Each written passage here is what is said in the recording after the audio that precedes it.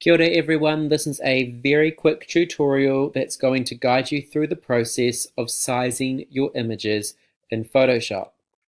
So a lot of you are at the stage where you have completed a grey card layout with me. You've got that grey card layout photographed on your phones, and you're at the stage where you're putting all of your images into Photoshop and you're sizing them so that when you print your images, they're going to print out at the right size and fit onto your final A2 piece of white card that we put grey cards out all over to make sure that your layout's all going to fit. So it's really pretty straightforward. The first thing that you need to do is open your photograph up in Photoshop. You can do that by clicking right click, open in Photoshop, or literally just dragging the JPEG onto the Photoshop icon at the bottom of your screen. In the very top menu bar at the top of Photoshop, the little white strip, click where it says image, and then it's going to bring a little drop down menu. Click image size, and you should get a box like this popping up. First thing that you're going to do is change the resolution to 300, or just make sure that the resolution is 300. Also, make sure that it's pixels per inch. Sometimes your cameras will have a default setting of pixels per centimeter, and that's not the right one. It will affect the actual size that is printed out. The next thing that you need to do is make sure that you've selected to work in centimeters. Click that, and also clicking this little paperclip here, make sure that the paperclip has these little lines pointing to height and width. That just indicates that when we change a size, when we change the width, it's going to change the height accordingly, or if we changed the height, it's going to change the width accordingly. Everything's going to stay in proportion. So resolution 300. I'm then going to look at one of my grey cards. So just pretending this image needs to be sized to an 8 by 12 sized piece of card.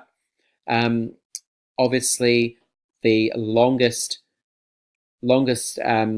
dimension, or the longest side of my photograph, is going to be the biggest number. So thinking 8 by 12, I'm going to make the width 12 centimeters.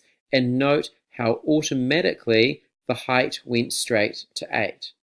Then I would just click OK, and we're good to go from there. Just one really quick thing. If you, for whatever reason, you typed in, say, the number 12 here, and it automatically went to a slightly different number than what it should on the grey card. For example, when I type in 12, it should go to 8, and in this case it does. But sometimes your images have been cropped slightly funny, and it might go to something like 7.76 or a different number. It's really important to just consider whether you want the height to be 8, or whether you would want the width to definitely be 12. Sometimes, so I'm thinking about the fact that I've got images on top of this, and I've also got images sitting below this 8 by 12 image. I probably don't want the photograph to be any bigger or any smaller than 8 centimeters high, but I'm probably okay for it to be a little bit shorter. Whether that means I have to crop it down to 12 if it goes a bit bigger than 12, or whether it's actually like 11 point something, that would be okay.